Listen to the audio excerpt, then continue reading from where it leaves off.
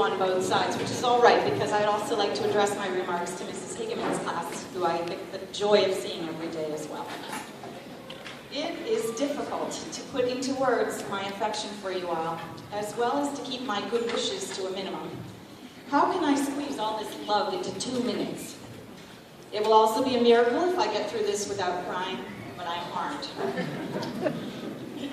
First of all, I want to say that I have absolutely loved being your teacher. I feel so lucky to have spent every day with you.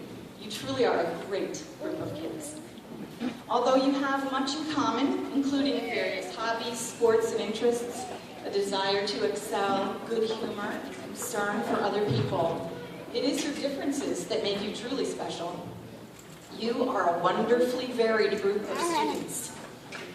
You are scholars, and singers, and scouts, artists, athletes, actors, poets, playwrights, performers, writers, readers, recyclers, mentors, musicians, mathematicians, travelers, tutors, and, oh yes, talkers. And you all know alliteration when you hear it. As you head off to middle school, you will be tempted to try to be just like everyone else.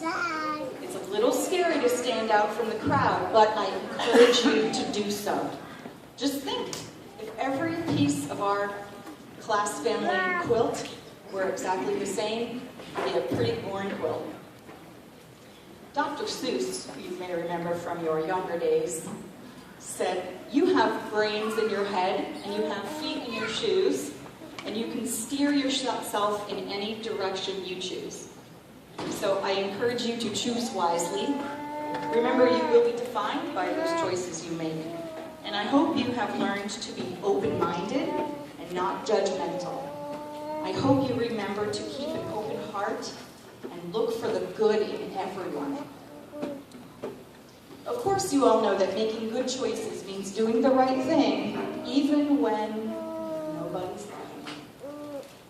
You have an opportunity to start fresh and be the best you can be. Today is a celebration and a reflection. It's a time to remember the past, but look forward to the future. Your futures are bright because each of you already has everything you need to succeed. You are talented, you are smart, and you have parents who love you very much. Turn around and wave at your parents.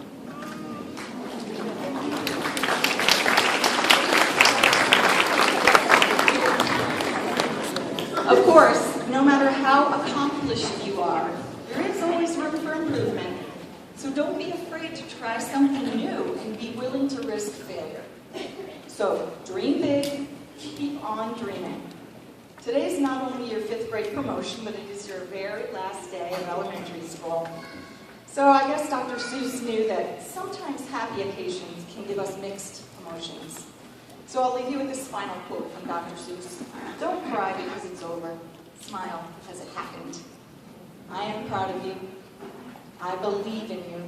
I love you, and I will miss you very much.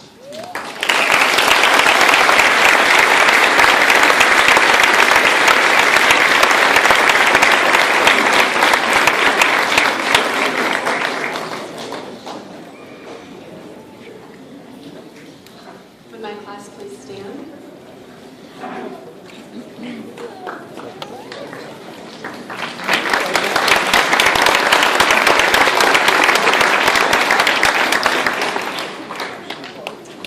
I'm going to begin this morning with some words from one of our favorites, Shel Silverstein. There are no happy endings. Endings are the saddest part. So just give me a happy middle and a very happy start. Today is not an ending. I'm convincing myself of that. It is only the start of a new beginning for many of us. We have worked very hard in our classroom. We've created wonderful writers, amazing readers, challenged historians, inquiring scientists. But while doing so, we've also had many teachable moments, which to me are priceless. We've discussed tough topics. We've gotten through some pretty dark days. and we've triumphed over many sweet victories. We've also had a lot of laughs. I bet you will never hear the word yellow the same ever again. Yellow! The other day, I told you about an old favorite movie of mine.